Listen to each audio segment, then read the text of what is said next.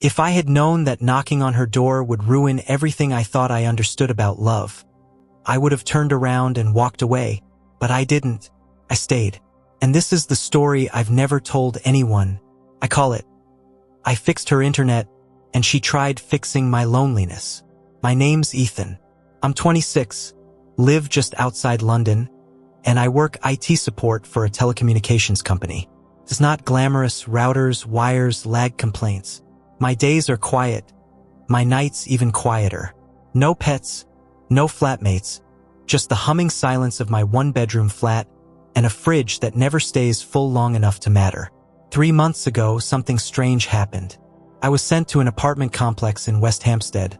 Older building, lots of brick, charm, and a chronic issue with connectivity. She'd logged a complaint twice that week already. Wi-Fi drops every hour, the file said. Her name, Isla Whitmore. Flat 4B. I remember standing outside her door, rain drying off my coat, toolbox in one hand, tapping gently. Nothing about that moment prepared me for what I'd see when she opened it. She looked fragile. Not in a weak way, but like someone who'd seen war and somehow kept smiling. Big green eyes with that tired, I've been crying kind of sheen. Slender hands clutching the edge of the door. Her voice, soft, almost hesitant. Internet guy? I half smiled. That's me, Ethan. Come in, sorry about the mess. It's just me here. The flat smelled like rain, lavender tea, and something else I couldn't place. Grief, maybe? There were books stacked unevenly on the floor, half-drawn curtains, a TV stuck buffering mid-frame, and a photo of a younger Isla with what looked like her parents. All smiling. She pointed to the corner. The router's been possessed or something. I knelt by it, hands busy, but my mind distracted. She sat on the couch, watching me with that cautious curiosity people wear when they've forgotten how to trust strangers but still want to try. You live here alone? I asked casually, unwrapping a replacement cable. She hesitated. Used to live with my mum. She passed away 4 months ago. I froze for a second. Grief has a way of entering a room before words do. I'm really sorry. She nodded. Thanks. I'm still learning how to say thank you when people say that. Never feels like the right response. I didn't know what to say, so I went back to the router. For 10 minutes, there was only silence. Soft static from the telly, a bit of rain tapping the window, and our breathing. Then she asked, "Do you ever get lonely?" I looked up. She wasn't even looking at me, just staring at the wall, like the question wasn't meant for an answer. But it hit me harder than I thought it would. "Yeah," I said quietly, "all the time." She looked at me then, and something cracked open, a mutual understanding. A silent pact between strangers who suddenly weren't strangers anymore. Over the next few weeks, I found reasons to return. Little excuses. Just checking the signal strength. Testing firmware updates. I'd text her, "Need to stop by. You free?" And she always was. We'd sit on her couch, tea between us, talking about everything and nothing. Her mum's favorite band, the time she tried to adopt a dog and it bit her, the poem she wrote in year 10 that got published in the school magazine. She laughed like someone who forgot how to, then remembered with me. I hadn't felt that close to someone in years. Then came the night I stayed too long. She'd made dinner, stir-fry and wine. The lights were dim, her hair tied up in a lazy bun, and we were talking about our worst first dates. She told me about a guy who took her to a cemetery and called it romantic. "Swear on my life," she giggled. He even packed sandwiches. We both laughed until I choked on my wine. Then the laughter faded. The space between us shrank. She looked at me and whispered, "You don't feel like a stranger anymore, Ethan." I leaned in, barely a breath between us. But then she pulled back, quick, sharp, like something bit her heart. "I can't," she said, voice shaking. I shouldn't." I blinked. "Isla, and she stood up, walking to the window. "There's something I haven't told you," she murmured. "I wasn't just grieving my mum these past 4 months. I was engaged. He left me the day after her funeral." Silence thundered in the room. I didn't even know how to cry properly," she added, her voice cracking. "And then you came in like some glitch in the universe." I walked to her, gently taking her hand. "I'm not here to fix you, Isla." She looked at me. "Then what are you here for?" And honestly, I didn't know. But something about her had tethered itself to me. Her pain, her fire, her loneliness. They all mirrored my own. We sat by the window that night. Not lovers, not friends. Something in between. 1 week later, she stopped answering my texts. The messages turned blue. No replies. I went to her flat. 4B. No answer. I asked the neighbor. "She moved out," they said. "Left in the middle of the night." I was stunned, like someone pulled the floor from under me. I stood there for what felt like hours. Back home, I found a small envelope on my doormat. No name, just my flat number. Inside was a note in her handwriting. "You fixed my internet, but you almost fixed my heart too." And I was terrified of that. Isla. I sat on the cold tile floor, note in hand, heart in my throat. I didn't sleep that night. I read the note a dozen times, holding it like it might change if I blinked. I searched every corner of my brain for something I missed. A warning sign, a hesitation. But everything we shared had felt so real. And that's what hurt the most. It was real. At least to me. For days I went through the motions. Waking, working, walking home to silence. The city didn't care that someone had disappeared from my life. It just kept moving, like she never existed. But I knew she did. And then, something strange happened. 2 weeks after Isla vanished, I got a service request through our internal system. Priority ticket. Not unusual, but the address. Flat 4B. Same building. Same flat. What the hell? It had been flagged under a different name, J. Whitmore. But when I looked closer, something made my spine tighten. The attached mobile number was Isla's. Either someone new had moved in and recycled her number, which almost never happens that fast, or Isla had come back and was hiding behind a name that wasn't hers. I stared at the ticket for a long time. This could be a glitch, could be nothing, but I couldn't ignore it. The next day, I knocked on her door again. The hallway looked exactly the same. Even the bulb above flickered like before. Knock knock. My heart pounded harder than the door. No answer. I knocked again. And then, a soft click. The door opened an inch. A chain still hooked. And a pair of tired, guarded eyes peeked through. Isla. She didn't say a word. "I got a service call," I said quietly, lifting my work ID like it mattered. "I think it was you." "Nothing. I just want to know you're okay." A long pause. Then she unlatched the chain and let the door swing open. She hadn't changed much, except her smile was gone. Completely. Her face looked like it had weathered something rough. I stepped in. Boxes lined the walls, half unpacked. Some labeled Mum's things. Others marked with a name I hadn't seen before, Jonas Whitmore. "I shouldn't have come back," she said, barely above a whisper. "But the flat. It's the last thing of hers I have." I nodded slowly. "Jonas Whitmore. Your dad." She shook her head. "My brother. He died 10 years ago." I blinked. "Then why?" "Because I didn't want anyone to find me." Her voice cracked on that last word. "I ran, Ethan. Panicked. I was falling for you and it terrified me. Every time someone gets close, I lose them. My brother, my mum, my fiancé. Everyone. And you were different. You saw me when I didn't even know who I was anymore." I stepped closer. "Then why not talk to me? Why disappear?" She looked up at me with wet, furious eyes. "Because I don't know how to stay. I only know how to survive." Her words hit me like a gut punch. And still, I wanted her. Not in a fairy tale way. Not in a happily ever after way. I wanted to sit in her grief. To stand beside her storms. Even if I got drenched.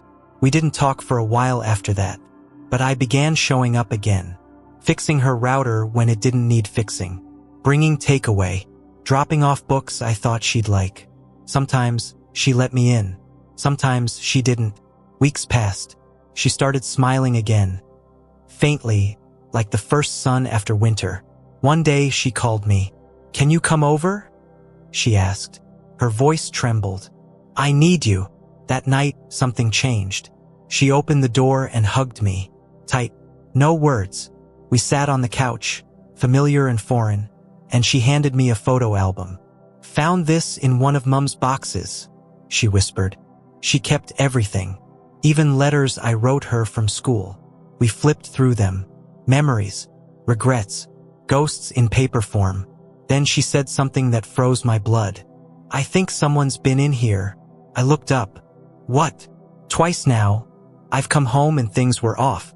Mum's ring was missing, then reappeared in the kitchen drawer. The back door was unlocked 2 nights ago. And yesterday, someone left a note." She reached into the album and pulled it out. "You can run, Isla, but someone always finds the broken ones." I felt rage and fear and something darker crawling up my spine. "Did you tell the police?" She shook her head. "They'll think I'm imagining it. Like last time." I stared at her. "Last time?" She closed the album.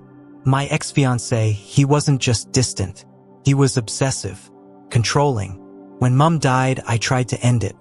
He said I owed him my life for being there. He followed me, sent messages from fake accounts. I think." A loud bang at the window made us both jump. We ran to it but saw nothing. Just rain, streetlights, empty pavement. Her hand found mine. "I'm scared, Ethan." I squeezed it. "I'm not going anywhere." And I meant it. But something about this wasn't just emotional anymore. It was psychological, calculated, dangerous. And the more I got involved, the clearer it became. Someone didn't want her healed. Someone wanted her haunted. That night, I didn't go home. I sat in Isla's living room while she slept on the couch, wrapped in 2 old blankets and the quiet hum of a lamp we left on, just in case. I stayed by the door, like some amateur security guard, staring at the shadows moving outside her windows.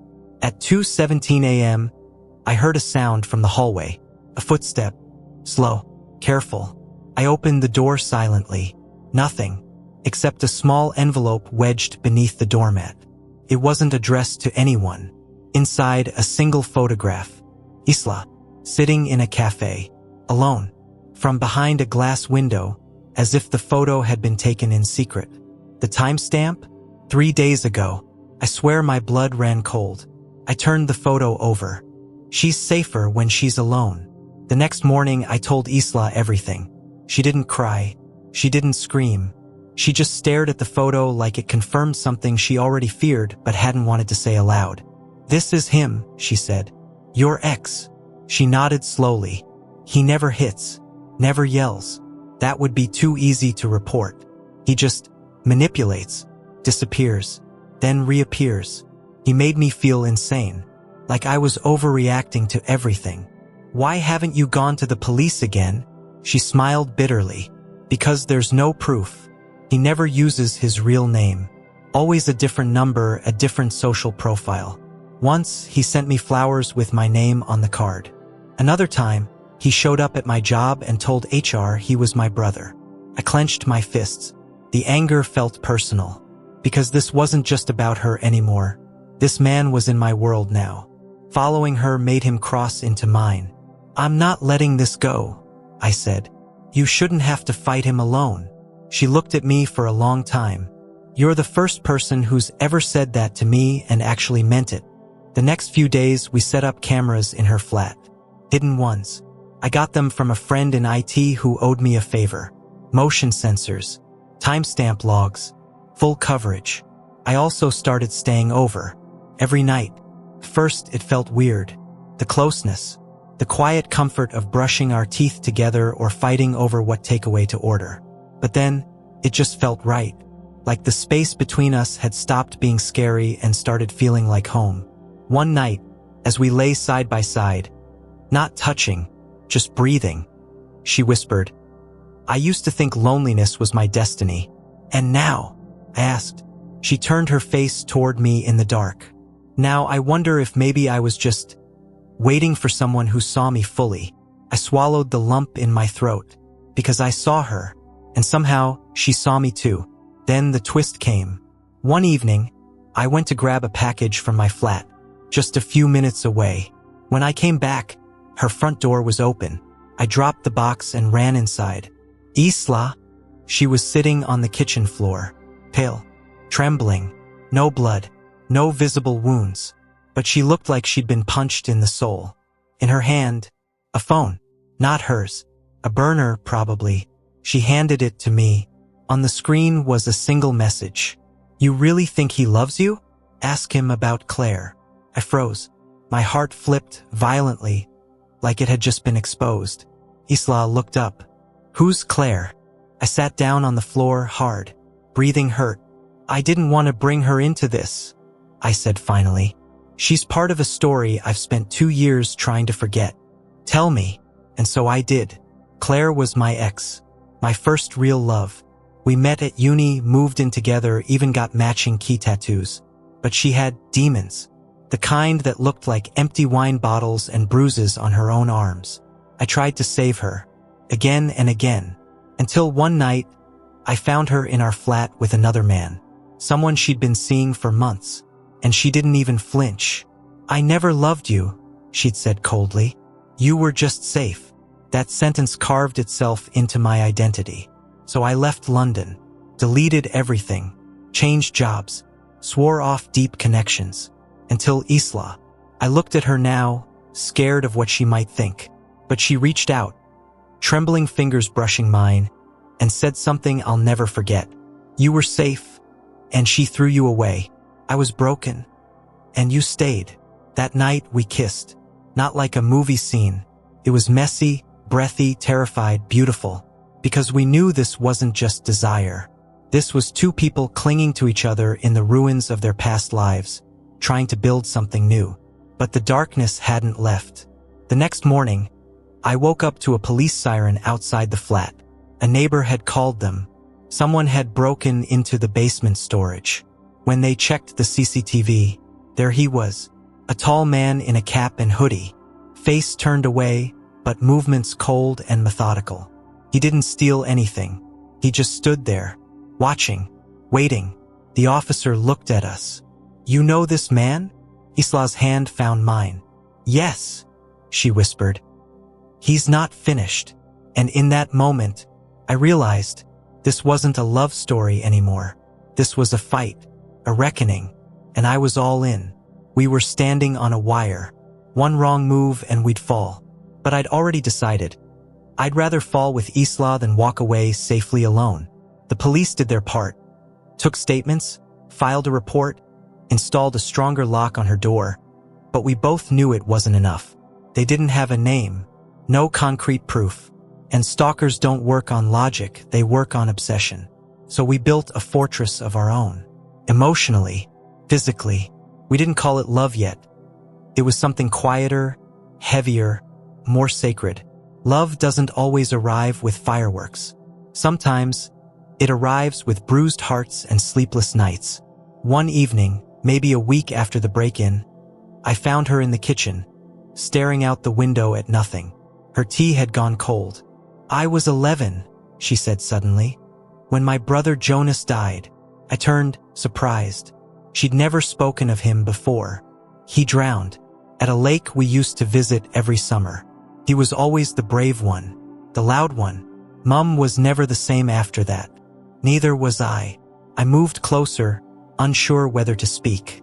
I think I attract grief," she whispered. "Or maybe I just carry it too loudly." I didn't say a word.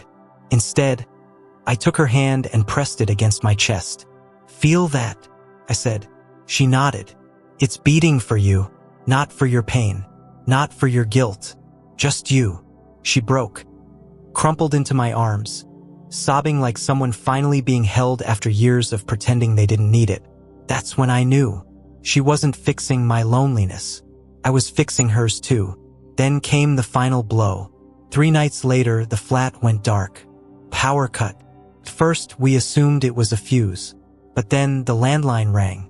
We didn't even have a landline. I picked it up slowly. "Hello." Static. Then a voice I didn't recognize, low, cruel, smiling. Tell her I'll always be watching. You can't replace me. You're just her internet guy. Click.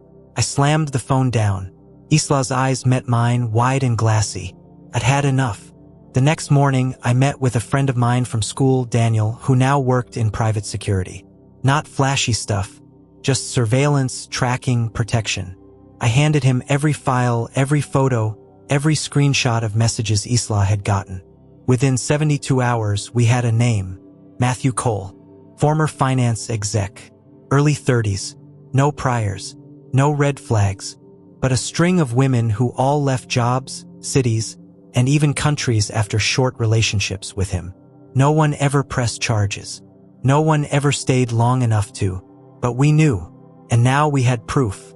Daniel helped us file a formal complaint, and this time the police had no choice but to act. A restraining order was filed.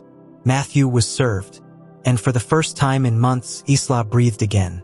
The days after that were strange, quiet, still, like waiting for a bomb that never went off. But instead of fear, something else began to bloom. We went for walks. She started painting again. I started writing not code, but thoughts. Feelings I never gave myself space to feel before. She kissed me one morning and said, "I don't want to be afraid to be happy anymore." And I told her, "You don't have to be. We've already lived through the storm. Now we build the house." Months passed. One morning, I woke up to her asleep on my chest, peaceful, safe, and realized I hadn't felt lonely in a very long time. Not since her. Not since the knock on her door. Not since that first broken router and her green, exhausted eyes. I'd fallen in love without even noticing. She never tried to save me. She just saw me. And in seeing her, the real her, I found myself. This is the story I never told anyone. Not because it wasn't worth telling, but because some stories don't need to be broadcast. They need to be felt. She was never just the girl whose internet I fixed. She was the woman who reminded me what it meant to stay, to fight, and to love despite the fear.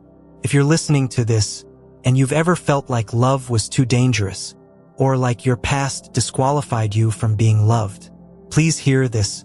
The right person won't see you as broken. They'll see you as unfinished. And they'll stay, not to fix you, but to walk with you while you heal yourself. Because the most powerful connection isn't wireless. It's human.